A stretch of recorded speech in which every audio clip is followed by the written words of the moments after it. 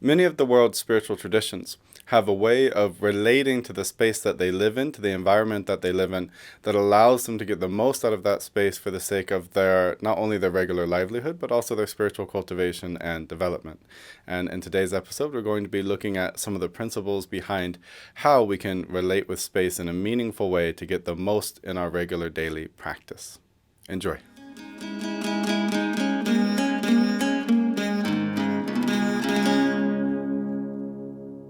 In our previous episode, we looked at how consciousness maps itself in time and kind of projects itself through time according to some of the old traditions. In today's episode, we're going to be looking at how consciousness does this in space.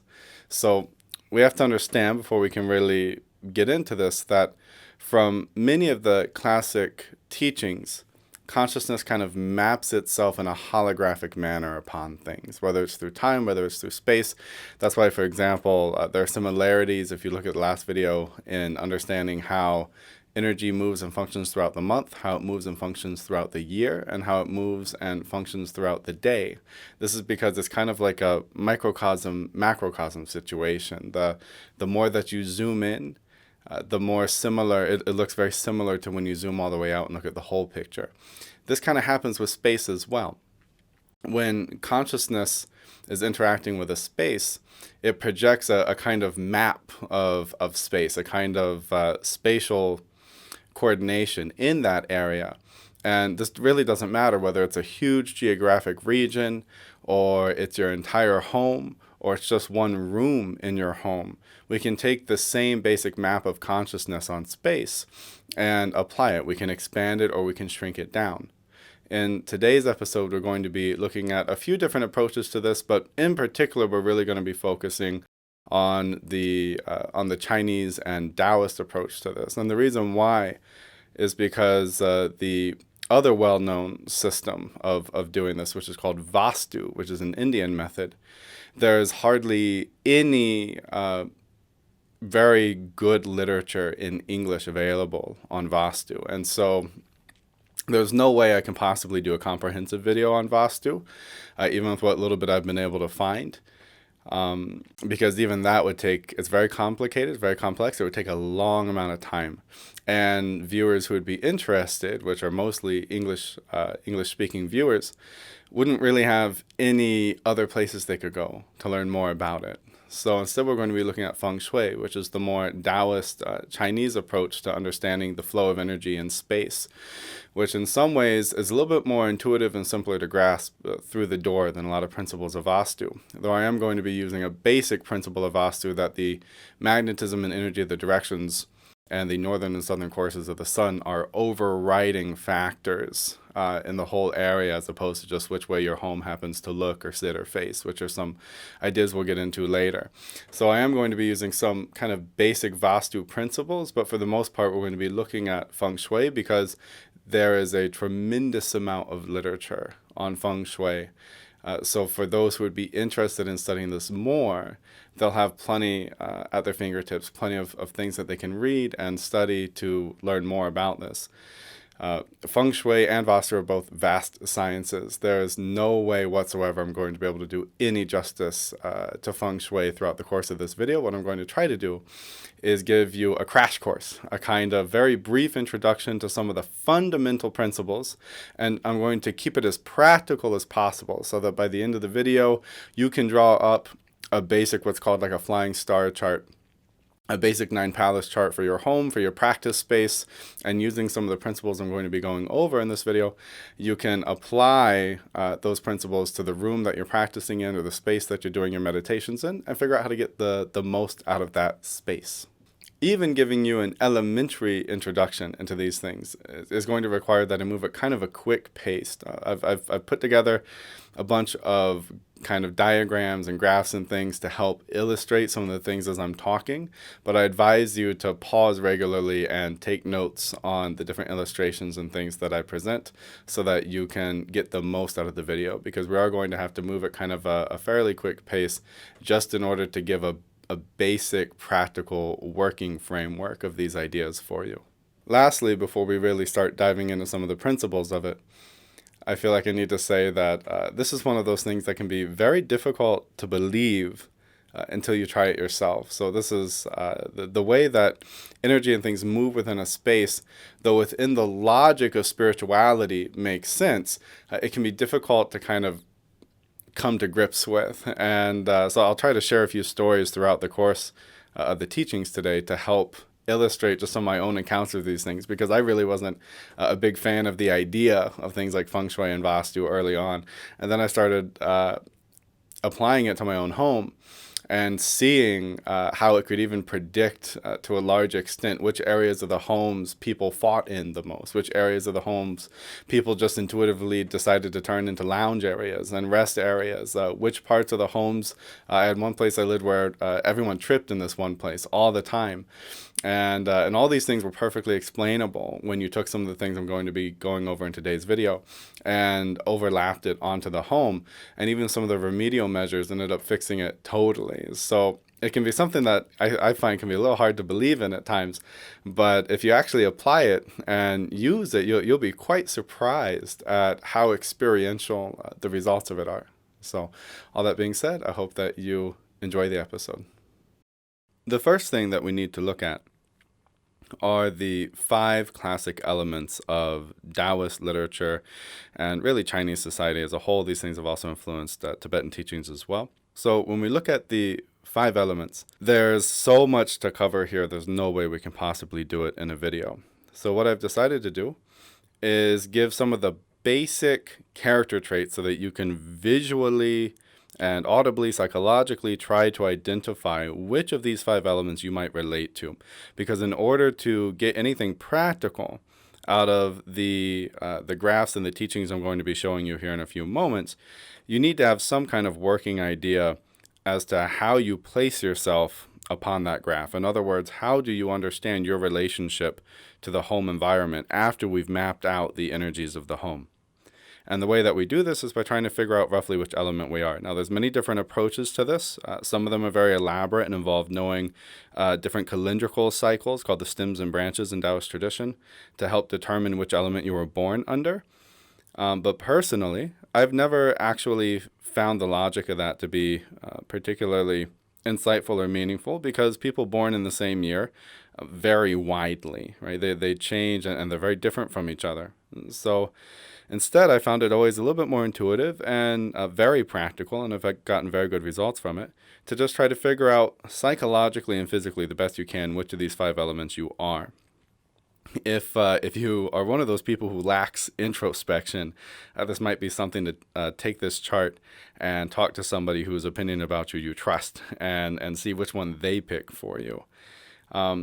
Very rarely is anybody going to kind of present purely as one of these 5 elements. Most of the time, you're going to be a mix of it. What I'd like you to do is try to figure out the best you can which one of these you are physically and which one you are psychologically. And if you happen to physically and psychologically be one element, then that works out really well. It'll make the next parts very easy to do and to apply practically. But many people are going to find that physically they're one way, psychologically they're another.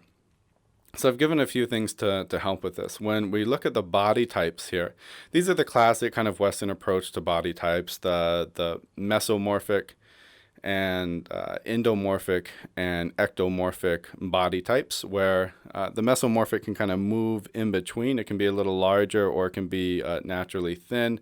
It's a little bit more flexible, but it tends to be able, it tends to be somebody who can kind of bulk up when they want to bulk up, can lose weight when they want to lose weight. And that's more the mesomorphic. The endomorphic body type is the larger body type. Somebody who puts on weight easily, may have some issues with metabolism, generally builds muscle very easily, adds fat very easily, tends to have larger thighs and hips and chest, whereas the ectomorphic, by comparison, tends to be much more kind of sinewy, tendony, vascular, lengthier, has a very hard time gaining weight, very hard time putting on meaningful muscle, anything of those sorts. So I've kind of broken this down into the basic body types. And again, I'm going to be constantly requesting that if you're deeply interested in these things, that you go out of your way to study these a little bit more, because there's far more information about how these body types relate to the elements. I'm just trying to give something very quick and simple here. The complexions, by complexion, I mean, like, what's the undertone of the skin? And obviously, this is going to differ depending on what color your skin actually is. So, depending on what color your skin is, a red undertone or a golden undertone might look a little bit different. But for the most part, everyone's going to have one of these 5 undertones. So the red undertone is usually kind of a pinkish hue to the skin. The golden undertone, usually someone who tans very easily and has a kind of nice golden yellow color when they tan. The white undertone is, like he says, it's just white. It's kind of a naturally pale undertone. The blue-black can be a little bit hard to describe because blue-black is also a common pathogenic color, so is red.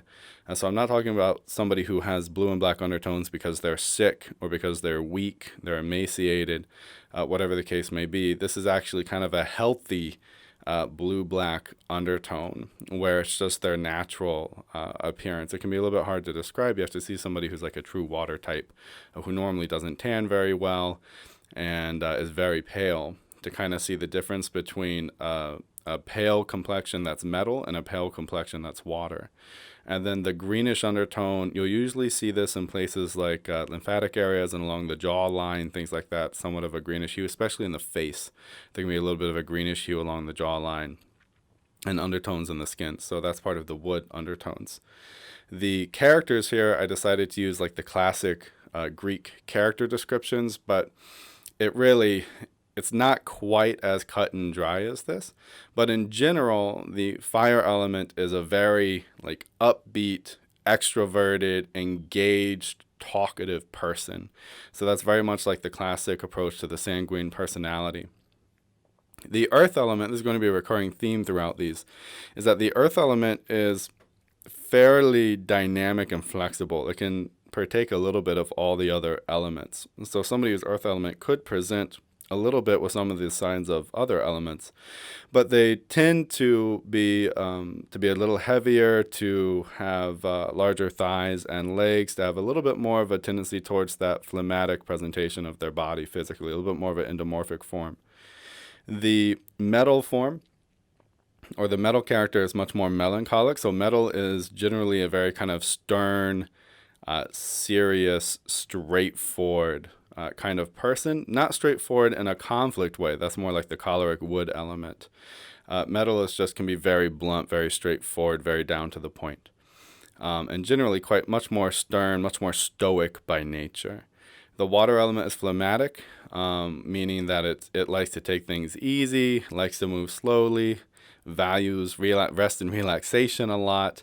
Phlegmatic person, their idea of a great day is staying inside, as opposed to like a fire element person whose idea of a great day might be going out hiking or exercising, something of the sort.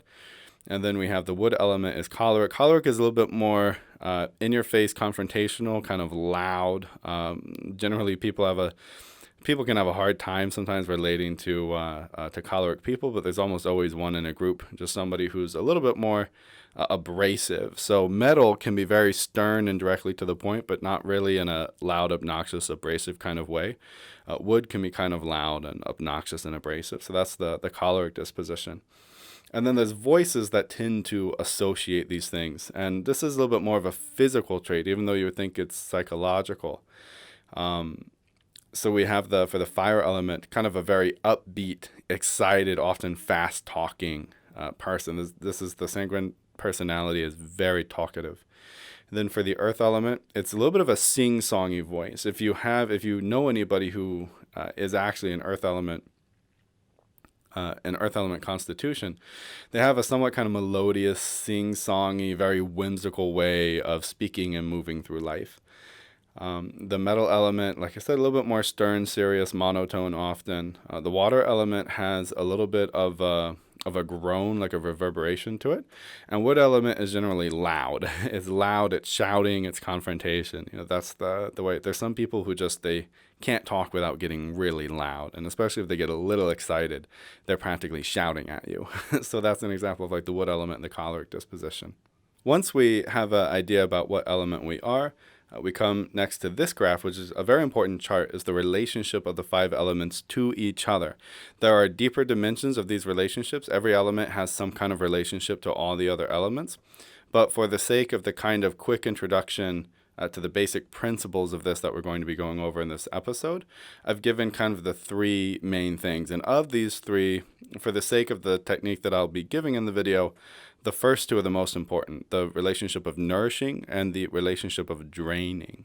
Okay, so you can see here on this chart, I kind of recommend you write this down and have this as a reference, because this is something that's going to be used when we look at the 9 palaces chart here in a moment to better understand how these 5 elements map themselves onto any given space, and then our relationship to that space, right? Like if we determine, for example, that a space has the element of fire, then we're going to know that that space can be very nourishing for somebody of an earth constitution, but it may be draining for somebody of a wood constitution.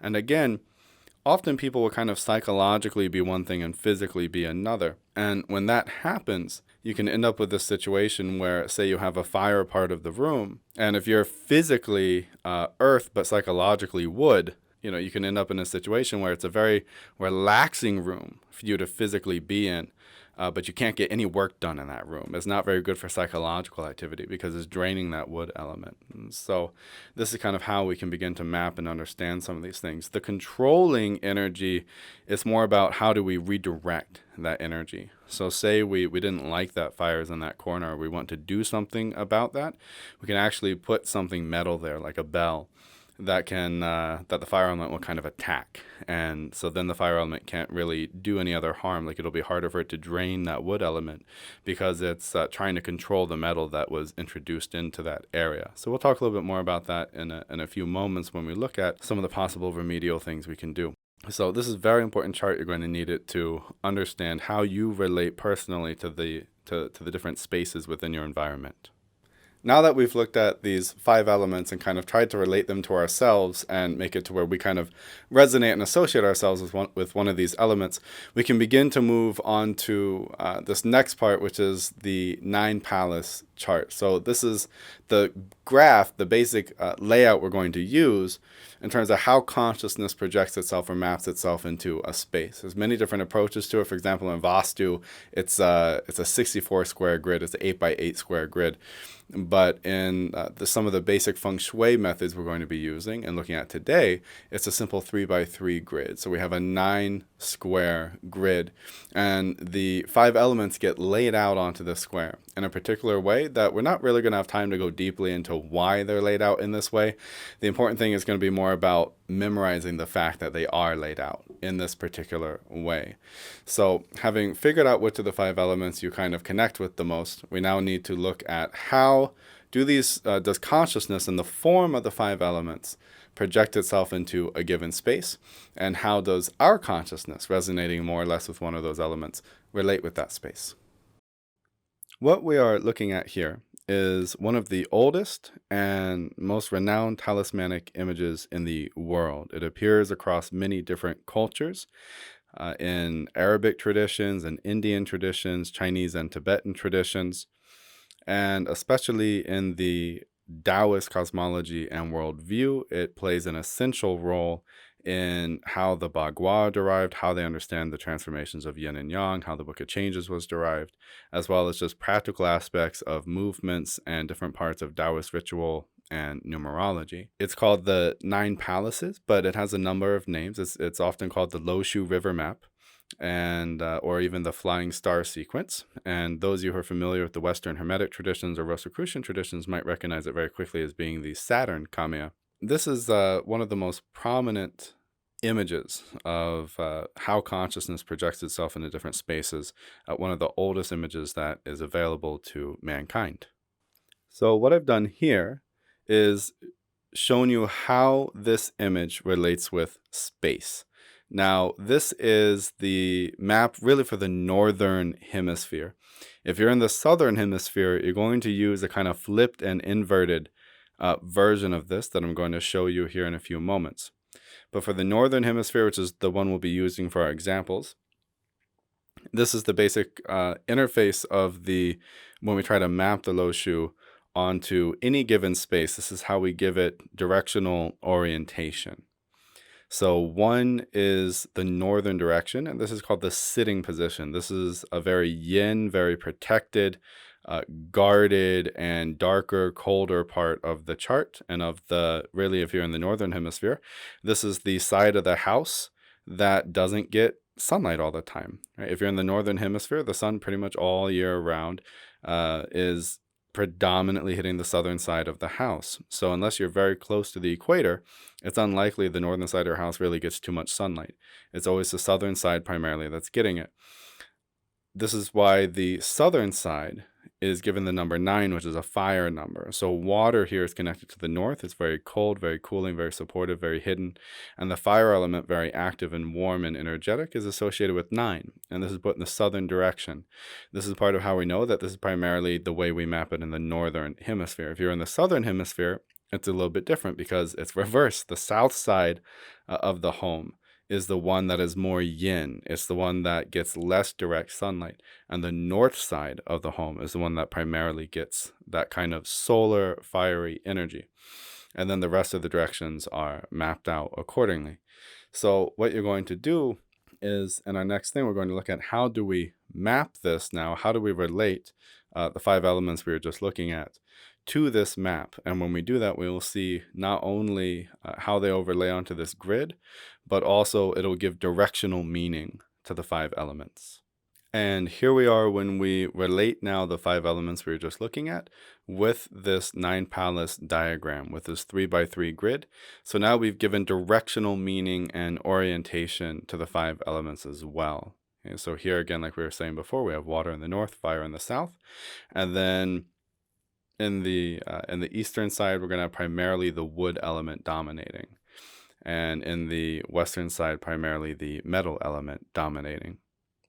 So this is the basic layout, and what we're going to do is we're going to see how do we now take this and put it into any space.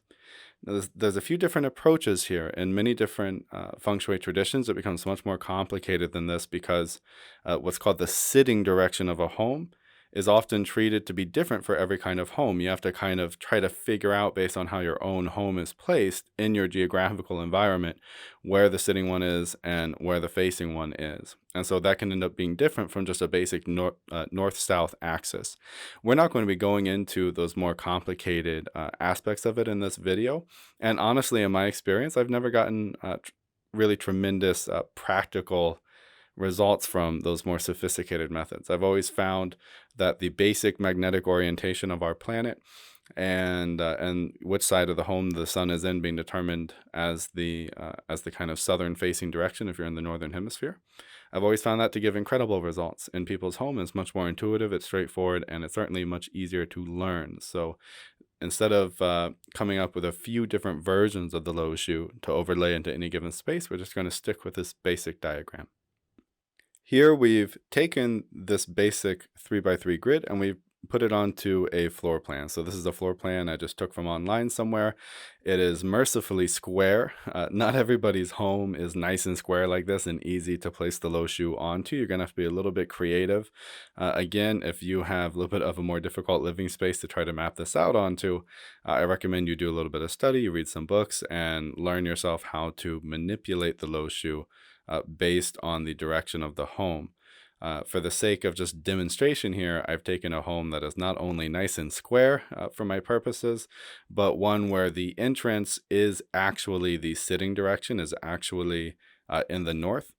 And then the opposite side of the home with the kitchen there is actually in the south. And so this is a nice north-south oriented thing. If your home is a little bit at a diagonal and the southern direction isn't nicely oriented in a straightforward way in your home, you're going to have to manipulate how the Lo Shu appears. And so again, there's going to be a little bit of work in that. You have to do some extra study.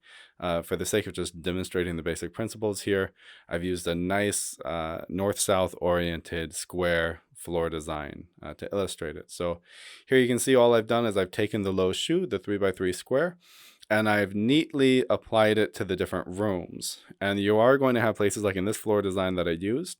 The living room has 2 different squares to it. And the living room, the 5, which is always going to generally be the center of the home, is by far the largest. And this is actually, this is a real floor plan, but this is a very nice layout for practitioner because ideally, from the perspective of Feng Shui, you want a home where the center space that gets the most activity and has the most movement in and out. That's actually a really nice room to have the 5 at. So the living room is one of the best places to have the 5 because the number 5 is related to the earth element, but it's related in a way where it's a very malleable earth element. So 2, 5, and 8 are all 3 earth elements, but 2 and 8 aren't as nice and easy to work with as 5 is. So the 5 earth element is a really flexible aspect of the earth element. Almost anybody can kind of work there and be in that room and enjoy themselves in that room. And ideally, if we kind of leave Feng Shui for a moment, look at the principles of Vaastu, the center living space should be as open a space as possible, as empty and unobstructed a space as possible, to allow for ease of movement through it, to allow for ease of airflow through it, so that then the space is able to support the rest of the home. So this is kind of the supportive position for the whole house. Not everybody is lucky enough to end up with a floor plan like this, but for the sake of illustration, this is the one that we're using. So you can see more or less here, even if we have a large room, the fact that the entrance is definitely its own space. It has little divider walls there on the floor plan. And people act very differently in the entrance to a home than they do psychologically and physically in the living area or in the center space of the home.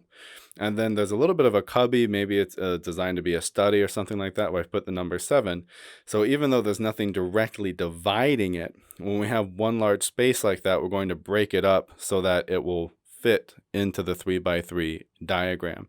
And if you look at homes and stuff like this, you will see that if there's a very large space, people will kind of subconsciously, even unintentionally, partition that space out a little bit and use it differently instead of using the whole space one way.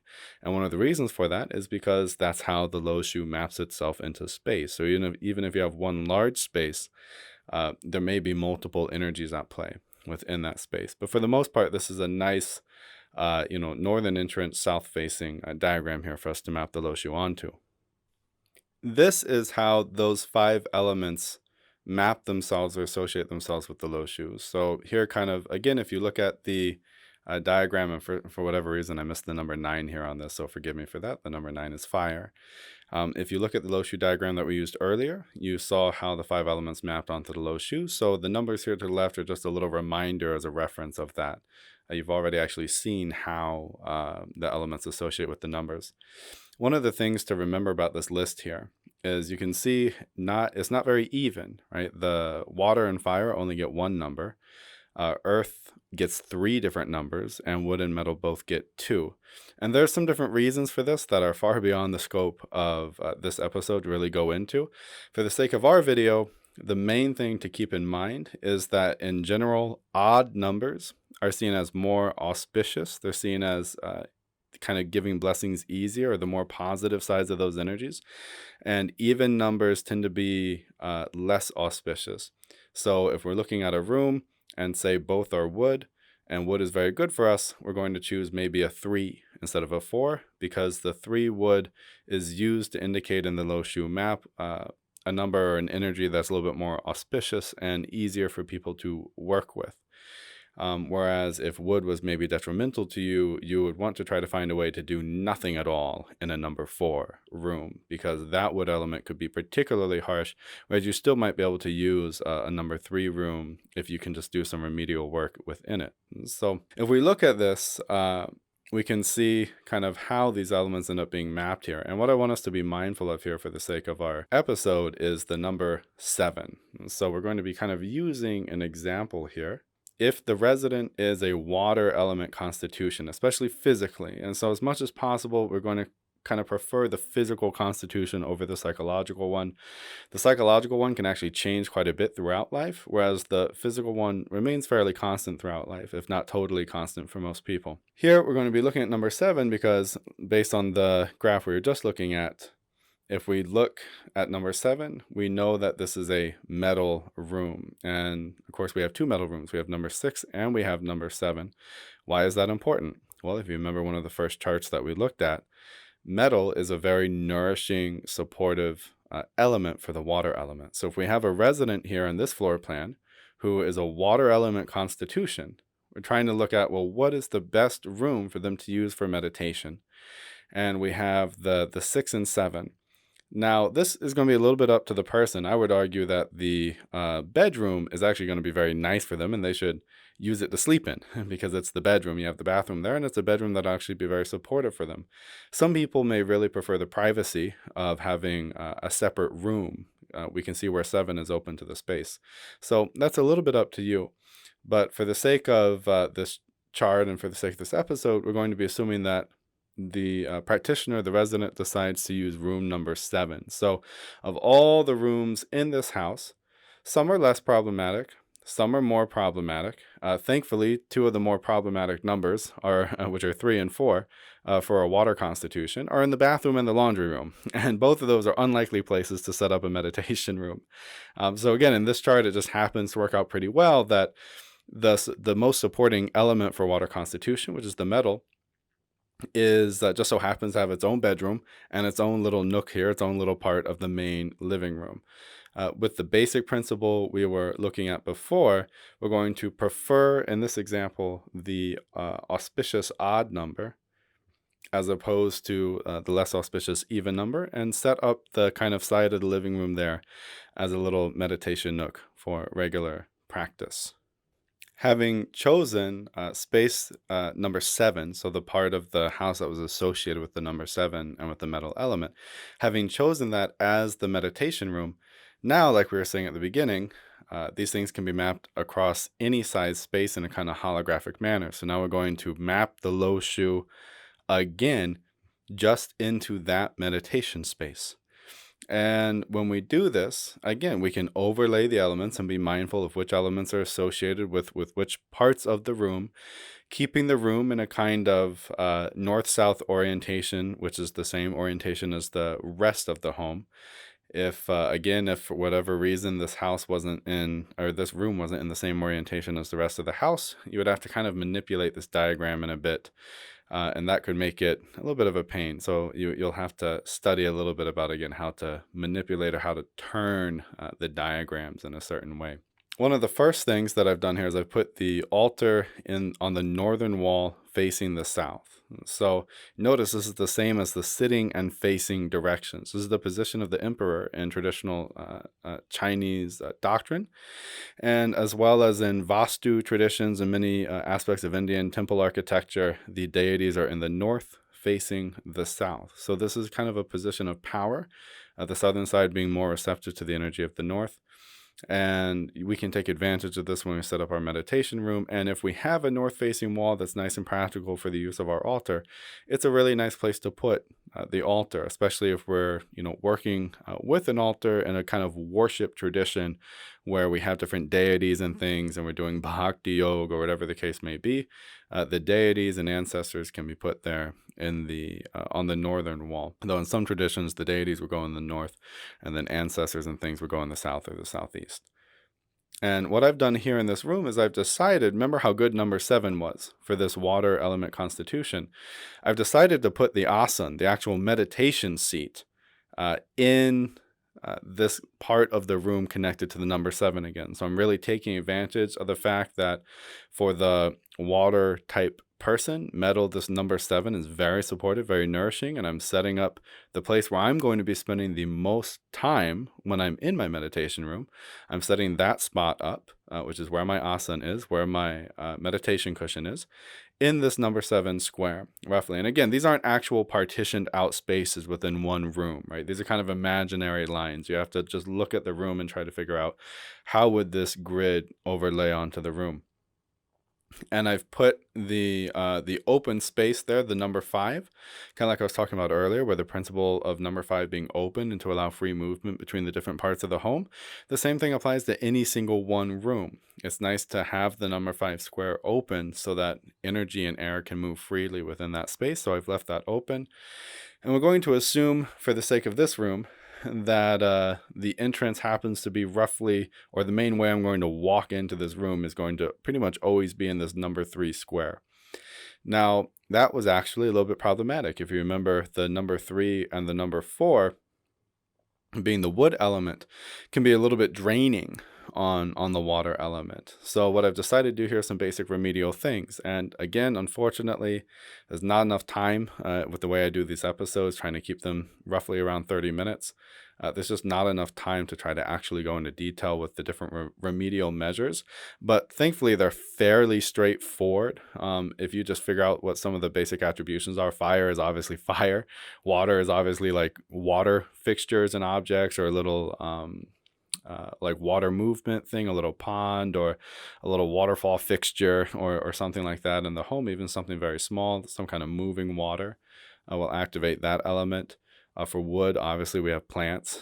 For earth, we have like rocks and things like that, though that can also be metal. And then for the metal element, especially, one of the best things is like bells and gongs, things that make a nice resonating sound. So what I've decided to do in this room is do something that's done in a lot of different temples in India and in China, all around the world, where there's usually a bell hanging over the entrance into the temple space, and you ring it to create kind of an auspicious sound. And that happens to serve my purpose really well here in this example, because the bell helps destroy, helps at least control to an extent that wood element energy that's there. So I can use the metal element to help control the wood element. That's one of what's called the controlling cycle. I can attack it and kind of drive it out. So I can ring that bell when I come into the room. Likewise, I can put, if you look there in the number 4 square, I've put I think that's the, the southeast corner. I've put a lamp or candle of some kind, because again, the lamp will actually, as fire element, will drain the wood element, especially for that corner, because that's a even number wood element. So it's less auspicious for me even than the 3. Remember, odd numbers tend to be more auspicious. Even numbers a little less auspicious in Chinese numerology and with understanding how the elements map onto these numbers. So I've arranged the room. I've applied some basic aspects of Feng Shui to not only choose where I put the altar and where I put my sitting cushion, but also to apply a few remedial things so that the energy in the room is very supportive of my physical body and ideally of the mind as well. So this is just an example of how I would try to arrange the meditation space so that I can get the most out of that space if I was a water constitution. And finally, here I've drawn up the Loshu square, the 9 square grid for people in the southern hemisphere, which is seen as being a counterclockwise movement. It moves the same way water flows and tornadoes form and things like that. So it has it spirals, the chart kind of spirals in a different direction, or deals with a different energy flow. And of course, in this situation, the yin, the kind of sitting direction, has now switched places. So the sitting direction is no longer in the north, it's in the south. And the facing direction is now in the north, because that's the side of the home that gets the most sunlight year round. So again, if you're in the southern hemisphere, make sure to write down and copy out this chart, because this will be the chart you'll be applying to your home or to your space. Now, I know that was a lot of information in kind of a short amount of time. And like I said, one of the reasons that I decided to do this using Feng Shui as a basis is because there's so much available in English for you to read if you're interested in studying more. But what I did want to do after I kind of finished recording the previous pieces, and I keep mentioning over and over, like, oh, if you don't enter in from this direction, you'll have to flip it. You have to study how to do that. And but really, I can show you quite quickly and easily how to do it. It's not too difficult a process. So when we look at the Loshu here, I'll kind of pull it up. When we look at the Loshu chart, we see 1 is always going to be generally 1 is the north and 9 is the south if you're in the northern direction. So that's the 1 is the sitting and 9 is the facing direction.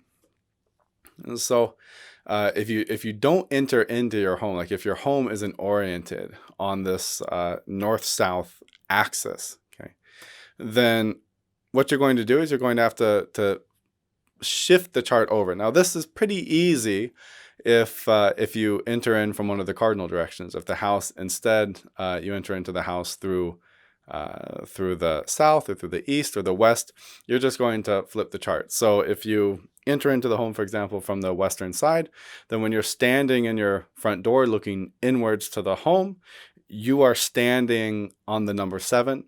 You've got the number 6 will be the room or space to your left. 2 over to the right. 5 is going to remain the center. The chart's going to pivot around 5. The center spaces will be 1, 5, and 9. And then we'll have 8, 3, and 4 on the far side. So likewise, it'll be similar, right? If you enter in from the southern side, then you're standing on 9. If you enter in from the eastern side, you're standing on 3. You just flip the chart around. The diagonals can be a little bit trickier, so I'm just going to show you real quick what that looks like. So if we look at the regular lo shu and we have 1 being at the bottom there, if your house was oriented in this kind of northwest to southeast direction, now how would you flip the chart? Well, you're entering into the home on square 6, most likely.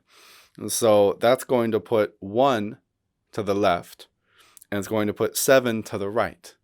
So now this bottom right corner of the regular lo shu has actually become your first line, your first 3 numbers here. So you're standing on 6. You have 1 to your left and 7 to the right. Center space remains 5 with 8 to the left and 2 to the right. And then the farthest space, the southeast direction, is 4 with 3 to the left and with 9 to the right. So this is just an example of how to flip it, and the same basic approach would apply if you entered into the home from any of those kind of northwest, northeast, southeast, and southwest directions. And so a quick illustration in terms of how to actually flip the chart, since I mentioned it a few times. I was going to go into other things like Shakti Peets and sacred locations, but really for most viewers, that's not a very practical thing. Very few people are in a position where they can actually just pick up their home, change where they live, and actually have the luxury of choosing a place that geographically is very suited for meditation. So I was going to do a little section on the geography, sacred geography involved in choosing good retreat space, and I may do a video on something like that later. But really, that's beyond the realm of most people's practicality. Most people can't just pick up and live in this ideal geographic space for their practice. So instead, spent the whole video, the whole episode, really looking more at this concept of using the space we have. How do we get the most out of it? And hopefully I wasn't too lacking in any practical information in any one place. There's abundant material to study if you're interested in this subject, and I hope that you found this episode enjoyable. Make sure to like and subscribe to the channel to keep up with all of our regular content. Thank you.